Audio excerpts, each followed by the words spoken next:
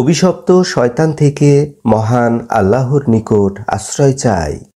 সকল প্রশংসা সমগ্র বিশ্বের প্রতিপালক মহান আল্লাহর জন্য। রহমান ও রাহিম আল্লাহ তাআলার নামে সূরা আলা এর বাংলা সরল অনুবাদ শুরু করছি।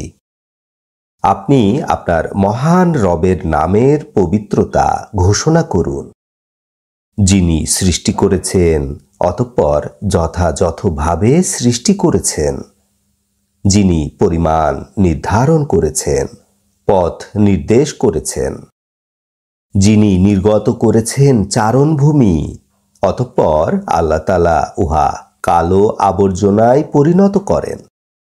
আপনাকে আমি পাঠ করিয়ে দেব, অতএব আপনি ভুলবেন না। ইহা ছাড়া যা আল্লাহ তাআলা ইচ্ছা করেন, নিশ্চয় তিনি জানেন যা প্রকাশ্যে এবং যা গোপনীয়। আমি সহজ করে দিব আপনার জন্য উত্তম কাজ। অতএব আপনি উপদেশ দান করুন, যদি উপকার হয় অথবা না হয় তবুও।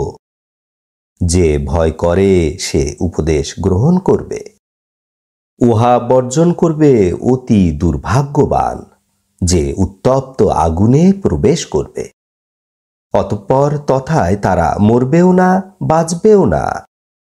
নিশ্চয় সফলতা লাভ করে সে যে পবিত্রতা অর্জন করে এবং তার রবের নাম স্মরণ করে, অতঃপর সালাত আদায় করে। বরং তোমরা দুনিয়ার জীবনকে প্রাধান্য দিচ্ছ, অথচ আখিরাত উত্তম ও স্থায়ী। নিশ্চয় এই কথাগুলো পূর্ববর্তী লিখিত কিতাবে আছে। ইব্রাহিম এর সহিফায় এবং মুসা এর সহিফায় আছে।